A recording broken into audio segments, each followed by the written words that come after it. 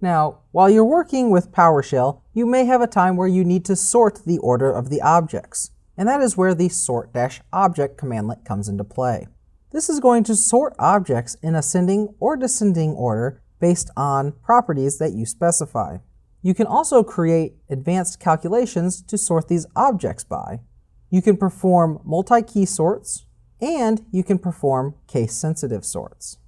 Let's take a look at performing a simple sort. You can sort it in descending order by specifying the descending parameter. You can sort these files by size by specifying a specific property. In this example, we know that length is the file size. Therefore, these are being sorted by file size. You can also perform advanced or calculated sorts. In this example, we're going to sort separate properties in different orders. Notice that we are also using hash tables in this command.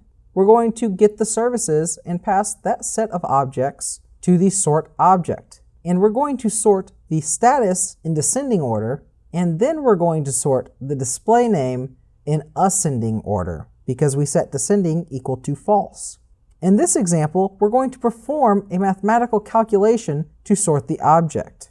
In this case, we are taking the age of the file to sort the objects. So we are passing a set of files to the sort object property. Within that property, it is performing an expression to calculate the last write time subtracted by the creation time, which will show how old the files are.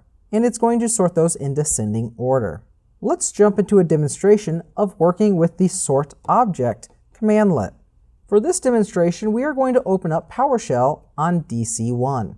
We are going to start by typing get child item, which will list the folders of the current folder we are in. Let's take that and let's sort that in descending order. And you will see now the order has been reversed because the default is ascending order. Let's now take the child items of the C drive under the Windows folder and sort just the files. And we want to sort these by their length or their file size. And we can see the smallest file is at the top since this is ascending order, and the largest file is explorer.exe.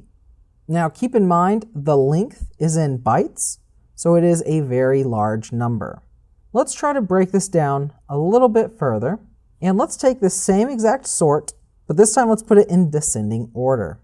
And let's also do a select object where we perform a calculation on these files. We only care about the property's name and the calculated column that we are about to create. We are going to name this calculated column size KB, and the expression is going to actually do the work for us, which takes the length property and divides it by 1 KB. And let's also see the last write time. And now you can see the different sizes of these files within the Windows folder. Let's take a look at services running on this computer. But instead of just listing all of the services, let's sort them first by the property that we are actually going to calculate. Let's sort these first using an advanced sort. The first property is going to be a calculation. Let's get a list of services. And we actually want to sort these in two different manners. I want to see the status in descending order, but the display name in ascending order. So let's take the property and create that calculation. In this hash table, we have to specify our expression, where status is in descending,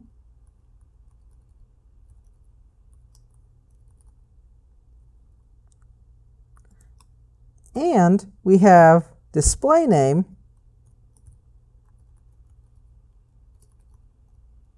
in ascending order. To make this in ascending order, we are going to specify descending equal to false. And you will now see that it has sorted this for us, and even at the bottom of this output, it is telling us the different keys that we used.